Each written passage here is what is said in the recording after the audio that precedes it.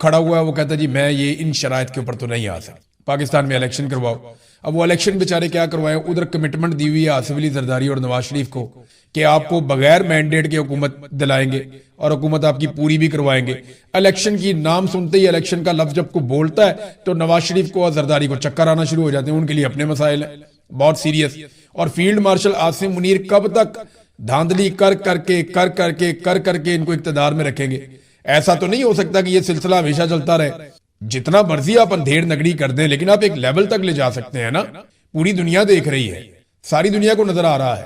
اب آپ پاکستان کو سیدھا کرنا چاہتے ہیں تو وہ سیدھا ہوتا نہیں عمران خان کے بغیر. جب تک پولیٹیکل سٹیبلٹی نہیں آئے گی, عمران خان کے معاملے کو آپ نارملائز نہیں کریں گے, تب تک عوام کا غصہ دور نہیں ہوگا. تو پاکستان نارمل بھی نہیں ہوتا, معیشت بھی نہیں چلتی, پاکستان آگے بڑھتے ہی نہیں ہے. تو ہر چیز کو بریک لگی ہوئی ہے. اور وجہ کیا ہے؟ سارے کے سارے پھنس گئے ہیں. عمران خان صاحب اپنی جگہ پہ پھنس گئے ہیں. وہ کہتے ہیں جی میں تو یہ ڈیل نہیں کرتا, میں یہیں پہ کھڑا ہوں, مجھے فری اینڈ فیئر الیکشن دے دو یا میرا مینڈیٹ مجھے واپس کر دو. ادھر نواز شریف اور زرداری اس لیے پھنس گئے, وہ یہ کہتے ہیں ہم نے تمہارے کہنے کے اوپر ہم نے یہ جعلی حکومت بنائی ہے, فوج کے کہنے کے اوپر ہم نے یہ سارا گند مارا. جنرل باجوہ ہمیں اس کے اندر گھسیٹ کے لے کر آیا, بعد میں عاصم منیر نے اس گیم کو آگے بڑھایا. اب تم لوگوں نے ہمیں پھنسا دیا, عوام ہمیں منہ نہیں لگاتی, اب ہمیں کہتے ہو الیکشن میں جاؤ تو ہم کیوں جائیں, وہ بھی پھنس گئے. تو جو ملٹری اسٹیبلشمنٹ ہے انہوں نے ایک جرنیل نے پہلی ایکسٹینشن کے چکر میں اور دوسرے نے اپنے آنے اور اس کے بعد ٹکنے کے چکر میں یہ یہاں تک پہنچا دیا. سارا کا سارا معاملہ کا ادارہ بھی پھنس گیا, سارے ہی پھنس گئے. ایک قدم پیچھے ہٹنے کے لیے کوئی تیار نہیں ہے اور پیچھے ہٹنے کی گنجائش بھی نہیں ہے. یہاں پہ فیصلہ اب صرف عوام کر سکتی ہے, ججوں کے پلے بھی کچھ نہیں ہے. پبلک نکلے, پبلک پریشر ڈالے تو سب کی طبیعت صاف ہو سکتی ہے. بہرحال عمران خان تو نہیں ٹوٹتا جو ابھی تک دکھائی دے رہا ہے. عمران خان صاحب کی بہن نے ساری رودات سنائی پریس کانفرنس کر کے, اس کے اوپر ایک بڑی کنٹروورسی بھی کھڑی ہو گئی ہے. جو ڈاکٹر عظمیٰ ہے وہ کیا کہتی ہیں پہلے آپ وہ دیکھیں. انہوں نے کہا جی ہمیں فون آیا, ہم 8:30 بجے رات کو اڈیالہ جیل پہنچ گئے, ڈی ایس پی کے کمرے میں بیٹھ گئے, ڈاکٹر فیصل کو لے گئے اور پھر مجھے کار میں بٹھا دیا. پولیس کچھ بول نہیں رہی تھی.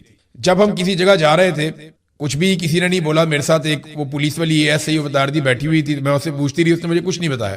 یہ پیمز اسپتال لے کر آ گئے اور پیمز اسپتال میں پھر عمران خان صاحب ان کو ملے. وہ کیسے ملے وہ پھر بتاتے ہیں. تو انہوں نے کہا جی مجھے بار بار عمران خان نے کئی باتیں بتائیں. عمران خان نے کہا کہ میری قوم کو جا کر بتاؤ یہ میرے ساتھ کیا ظلم کر رہے ہیں, یہ انسان نہیں ہے, یہ میرے غیر انسانی میرے ساتھ سلوک کر رہے ہیں, یہ میرے اوپر ظلم کر رہے ہیں. میری طبیعت خراب تھی, جیل میں سب کو کہا, کوئی بات ہی نہیں سنتا. میرے ساتھ 10 مہینے سے کوئی ہیومن کانٹیکٹ نہیں ہے. عمران خان بار بار کہہ رہے تھے کہ انہیں مصری صدر محمد مرسی کی طرز پہ مارنے کی کوشش کی جا رہی ہے. یہ بات آپ نے یاد رکھنی, میں آگے چل کے آپ کو دوبارہ بتاتا ہوں کہ مرسی کی طرز پہ کیسے. عمران خان صاحب کہتے ہیں جی کہ انسانوں کی عدم موجودگی کے باعث میری طبیعت خراب ہوتی ہے, میرے پاس انسان موجود نہیں ہوتے, میرے ساتھ ظلم ہو رہا ہے. عمران خان کو انسانوں سے دور رکھا جا رہا ہے, ٹی وی اور پڑھنے کے لیے جو مٹیریل ہے وہ انہیں دستیاب نہیں ہے. پھر اس کے بعد انہوں نے کہا کہ عمران خان کو شفا انٹرنیشنل اسپتال کے بجائے پیمز میں لے جایا گیا, جہاں انہیں اندھیرے کمرے میں گاڑی سے اتار کر او پی ڈی میں بٹھا دیا گیا. عمران خان نے ملاقات کے دوران مجھے بتایا کہ سر میں درد ہوتی ہے, جب بھی میں شکایت کرتا ہوں تو وہ مجھے نظر انداز کرتے ہیں, اور بار بار کہا کہ میرے ساتھ ظلم ہو رہا ہے, یہ باہر جا کر میرے لوگوں کو بتاؤ. عمران خان بار بار کہہ رہے تھے کہ انہیں مصری صدر مرسی کی طرز پر مارنے کی کوشش کی جا رہی ہے. عمران خان نے شفا انٹرنیشنل اسپتال جانے سے انکار نہیں کیا, شفا اسپتال جانے سے انکار نہیں کیا, یہ بھی ان کی بہن نے کنفرم کر دیا. پھر انہوں نے کہا کہ جب میں پیمز میں پہنچی تو مجھے کہا گیا کہ ڈاکٹر صاحبہ آپ ادھر آ جائیں. میں اوپر گئی تو عمران خان صاحب بیٹھے تھے, وہ اتنے شوق میں تھے, مجھے بڑے پیار سے ملے, مجھے دیکھ کر جذباتی ہو گئے اور کہا کہ میری بہن میں نے 10 ماہ کے بعد آپ کو دیکھا ہے. عمران خان صاحب کی ایک آنکھ بند تھی, آنکھ پر پٹی تھی, پیمز میں اندھیرا تھا اور انہیں موبائل کی لائٹ میں لے جایا جا رہا تھا. عمران خان تیز چلتے ہیں, میں نے ان سے کہا کہ آہستہ چلو. ماشاءاللہ عمران خان صاحب فٹ تھے الحمدللہ. فزیکلی اب وہ یہ بتا رہی ہیں کہ جسمانی طور پہ عمران خان صاحب کیونکہ ورزش کرتے ہیں, وہ عمران خان صاحب نے اس بات پہ کمپرومائز بالکل نہیں کیا. 3 سال سے وہ جیل میں ہیں, لگاتار وہ ایکسرسائز کرتے ہیں, وہ کافی فٹ تھے. ڈاکٹر نے بتایا کہ اس وقت عمران خان کا بلڈ پریشر بھی بالکل نارمل ہے اور آنکھ میں کچھ بہتری آئی ہے, یہ بھی ڈاکٹر نے بتایا. عمران خان کا وہاں پہ کوئی بلڈ ٹیسٹ نہیں ہوا, صرف آنکھوں کا چیک اپ کیا گیا اور بلڈ پریشر چیک کیا گیا. جب میں نے ان سے پوچھا کہ خان صاحب کو کون سی دوائی دے رہے ہیں تو کہنے لگے مجھے نہیں یاد, یہ ڈاکٹر نے کہا. میں نے فائلیں چیک کی, میں نے کہا کہ دوائی آپ نے دی ہے, آپ کے ریکارڈ میں نہیں ہے, یہ کیا طریقہ ہے, اتنا غلط طریقہ ہے. یہ ناظرین عمران خان صاحب کے حوالے سے معاملہ ان کی بہن نے بتایا اور آپ دیدہ بھی ہو گئی عمران خان کی بہن. وہ یہ بتاتی ہیں کہ میں بڑی تکلیف میں تھی، اور عمران خان کو اس تکلیف میں دیکھ کے بہنیں تو پریشان ہو جائیں گی، پورا ملک ہی پریشان ہے۔ عمران خان صاحب پورے ملک کے ہیرو ہیں، تو پورا ملک ہی ان کے لیے پریشان ہے۔ اب وہ بہنیں ہیں جن کا ایسا شاندار بھائی ہوگا جس کی وجہ سے انہیں پوری دنیا میں پہچان ملی ہے، تو ان کے دل پہ کیا گزر رہی ہوگی اس کا اندازہ آپ کر سکتے ہیں۔ محمد مرسی کی بات عمران خان صاحب بار بار کرتے ہیں۔ محمد مرسی کو سی سی نے جیل میں ڈال دیا تھا اور قید تنہائی میں رکھ لیا تھا، اور پھر ملاقاتیں بند کر دی تھیں۔ قید تنہائی میں ان کے پرابلمز بڑھتے چلے گئے، پھر ایک دن انہیں عدالت میں لایا گیا اور وہ گر گئے بے ہوش ہو کر، ہسپتال پہنچے تو ان کی موت ہو چکی تھی، اور عمران خان صاحب کہتے ہیں کہ یہی میرے ساتھ کیا جائے گا۔ عمران خان صاحب کو قید تنہائی میں ڈالنے سے چند دن پہلے پاکستان کے فیلڈ مارشل عاصم منیر صاحب، مرسی کے قتل کی ذمہ داری جس آدمی پہ ڈالی جاتی ہے وہ وہاں کا فیلڈ مارشل سی سی ہے۔ فیلڈ مارشل عاصم منیر 25 اکتوبر 2025 کو سی سی سے ملے تھے، اور اس کے بعد مرسی والا فارمولا عمران خان صاحب کے اوپر لگایا جا رہا ہے کہ بالکل ہی قید تنہائی میں ڈال دیا گیا ہے۔ اب یہاں سہیل آفریدی نے بھی باتیں کی، اور جو ڈاکٹر تھے فیصل سلطان، انہوں نے بتایا کہ ان کے ساتھ کیا ہوا۔ وہ یہ کہتے ہیں کہ 8 بجے رات ہم اڈیالہ جیل پہنچے، کچھ وقت انتظار کیا، تقریباً 12:30 بجے ایک اہلکار آیا، مجھے ساتھ لیا اور ایک گاڑی میں بٹھا کر روانہ ہو گیا۔ 45 منٹ کے بعد مجھے شفا اسپتال پہنچا دیا گیا، سیکیورٹی کے انتظامات وہاں پہ تھے، ویٹنگ روم میں مجھے بٹھائے رکھا۔ صبح فجر کے وقت مجھے بتایا گیا کہ شاید وہ نہیں پہنچ پا رہے، آپ روانہ ہو جائیں۔ مجھے گاڑی میں بٹھایا اور واپس اڈیالہ جیل چھوڑ دیا گیا۔ کیسے دھوکے باز اور فراڈی پاکستان کے اوپر مسلط ہو گئے، یعنی کتنا بڑا فراڈ ہے جو پاکستان کے ساتھ ہو رہا ہے۔ یہ سارے نوسر باز فراڈیے یہ سارے پاکستان میں مسلط ہو گئے، پورے ملک کے ساتھ دھوکا ہو رہا ہے، ملک پہ انہوں نے قبضہ کر لیا، ان کے ہتھے چڑھ گیا فراڈیوں کے ملک۔ سہیل آفریدی بھی پریس کانفرنس انہوں نے بھی کی، وہ بھی یہاں پہ شامل ہوئے۔ انہوں نے کہا جی 3 ججز کے فیصلے کو اڑا دیا گیا۔ عمران خان ایک لیڈر ہے، پوری دنیا اسے جانتی ہے، ان کے ساتھ اگر یہ سلوک ہو رہا ہے تو عام پاکستانی کا کیا حال کریں گے؟ عدلیہ اس پر سوچے، عدلیہ کو فیصلہ کرنا ہوگا کیا عدالتوں کو تالے لگانے ہیں یا اپنے احکامات پر عمل درآمد کروانا ہے۔ یہ بھی انہوں نے پوچھا سہیل آفریدی نے۔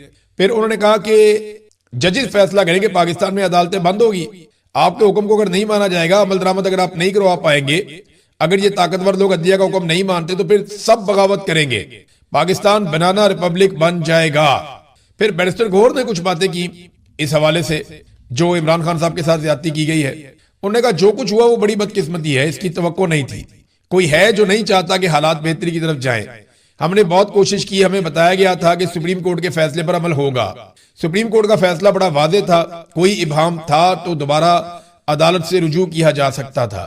یہ بیرسٹر گوہر نے عمران خان صاحب کے حوالے سے بات کی ہے۔ اب یہ تو آ گیا موقف عمران خان صاحب کی بہنوں کا، عمران خان صاحب کی فیملی کا اور ان لوگوں کا۔ محمود اچکزئی نے بھی کہا کہ معلوم نہیں کون سی قوتیں ہیں جو حالات کو معمول پہ نہیں آنے دینا چاہتی، سب نے یقین دلایا تھا کہ نہ احتجاج ہوگا نہ جلوس ہوگا، مگر رات کے واقعات نے کئی سوالات کھڑے کر دیے۔ خدا را ملک کو خانہ جنگی کی طرف نہ دھکیلیں، جو انفارمیشن پھر انہوں نے دی عمران خان صاحب کی بہنوں نے، باقی لوگوں نے، وہ بھی بتائی جا رہی ہیں۔ عمران خان صاحب کی بہنیں آپ دیدہ تھی، وہ رو رہی تھی، ان کی آنکھوں میں آنسو تھے جب وہ بات کر رہی تھی۔ یہی آنسو اگر شریفوں یا زرداریوں کے خاندان کی کسی عورت کے ہوتے تو آپ دیکھتے ہیومن رائٹس کی آرگنائزیشنز عورت کارڈ لے کر آ جاتی ہیں، پوری دنیا میں رولا پڑ جاتا، پاکستان کے اندر بڑا رولا پڑ جاتا۔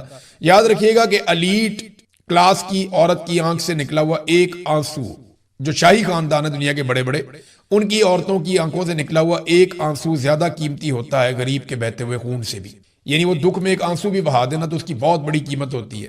غریبوں کی لاشوں کے کشتے بھی لگ جائے نا، کوئی قیمت نہیں ہوتی، یہ ہم سارے اچھی طرح جانتے ہیں، ہم سب کو اس بات کا آئیڈیا ہے۔ اب ناظرین، ایک تو یہ جو بیانیہ بنایا جا رہا تھا پی ایم ایل این کی جانب سے، یا جو صحافی پی ایم ایل این کے بہت قریبی ہیں ان کی جانب سے کوئی ڈیل شیل ہو رہی ہے، تو ان سب کے منہ پہ تو پڑی ہے چپیڑ، ڈیل تو کوئی نہیں ہو رہی، ڈیل بھی کوئی نہیں ہو رہی۔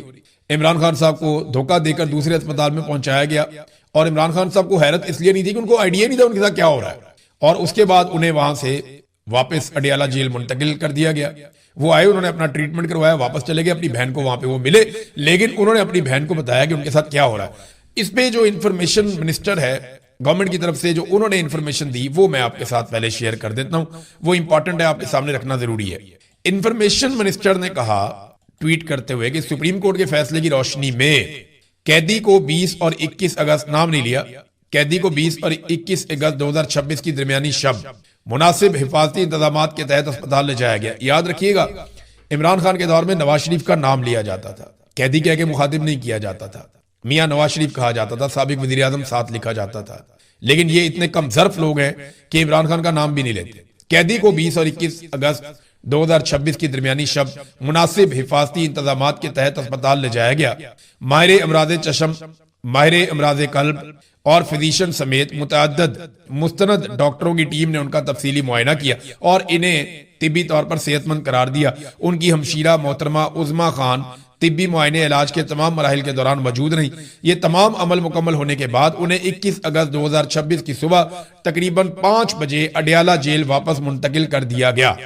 پھر آگے کہتے ہیں جی کچھ چیزیں اس میں اور بھی ہیں، انہوں نے اضافہ کیا کچھ مزید تفصیلات کا کہ طبی معائنہ پیمز اسپتال میں کرایا گیا جس میں الشفا کے ڈاکٹر بھی موجود تھے۔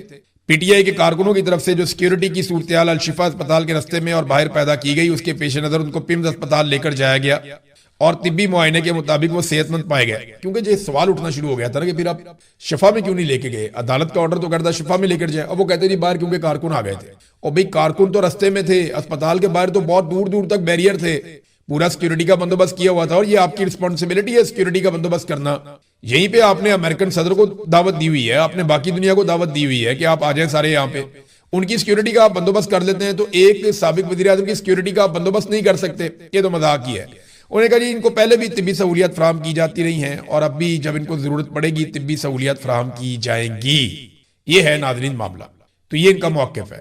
اب پی ٹی آئی کا موقف یہ ہے کہ عدالت نے اپنے آرڈر میں کیٹیگوریکلی کہا تھا کہ شفا اسپتال میں لے جا کے عمران خان صاحب کی بہن اور ڈاکٹر کی موجودگی میں ڈاکٹرز کا ایک بورڈ بنے گا اور پھر عمران خان صاحب کا علاج ہوگا، اور جب تک یہ علاج ہو رہا ہے دونوں طرف سے کوئی بیان بازی نہیں ہوگی، اور اگر کوئی چیز کسی کو پرابلم ہو تو وہ سپریم کورٹ سے رجوع کر سکتا ہے دوبارہ سے۔ اگلی سماعت پہ ہم اس معاملے کو بھی دیکھ لیں گے۔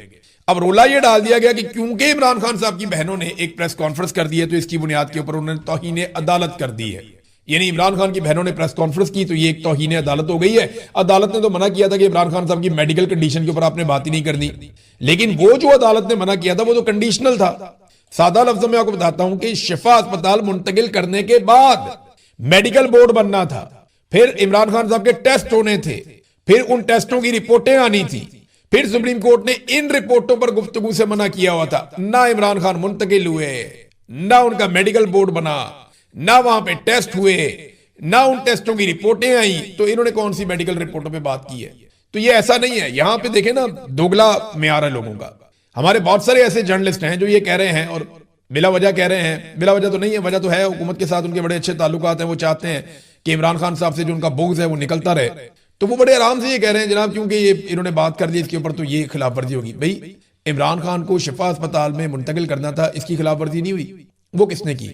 عمران خان صاحب کے لیے سیکیورٹی کے انتظامات کرنے تھے، یہ ذمہ داری کس کی تھی؟ خلاف ورزی نہیں ہوئی؟ توہین عدالت تو وہاں لگتی ہے۔ میڈیکل بورڈ بننا تھا وہ بنا ہی نہیں، خلاف ورزی نہیں ہوئی؟ بورڈ میں عمران خان کی بہن کو اور ان کے ذاتی معالج کو شامل کرنا تھا، کیا خلاف ورزی نہیں ہوئی؟ اور عمران خان صاحب کو وہاں پہ داخل کرنا تھا، ان کے ٹیسٹ ہونے تھے، رپورٹیں آنی تھی، کیا خلاف ورزی نہیں ہوئی؟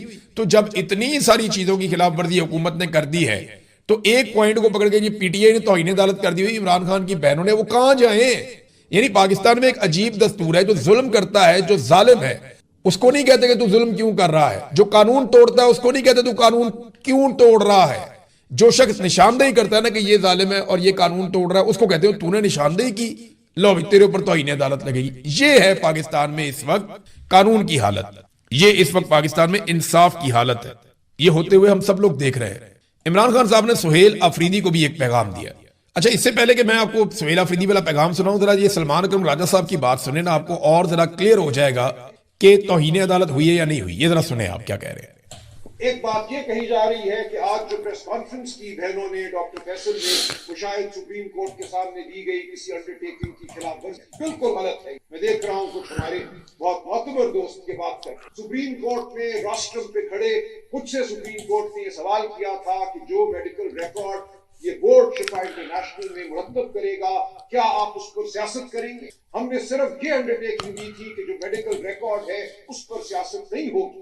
میں نے یہ کہا تھا کہ میڈیکل ریکارڈ پیشنٹ اور اس کے خاندان کے درمیان رہے گا، سیاسی جماعت کا اس سے کوئی تعلق نہیں ہے۔ تو ہم نے کوئی خلاف ورزی نہیں کی کیونکہ وہ میڈیکل ریکارڈ تو مرتب ہی نہیں ہوا، وہ بورڈ بنا ہی نہیں جس میں ڈاکٹر فیصل نے، ڈاکٹر عظما نے شامل ہونا۔ لہٰذا یہ پہلی بات ہے جس کو یاد رکھا جائے کہ ہماری جانب سے، بہنوں کی جانب سے، ڈاکٹر فیصل کی جانب سے کوئی خلاف ورزی نہیں۔ ٹھیک ہے جی، کلیئرٹی آ گئی.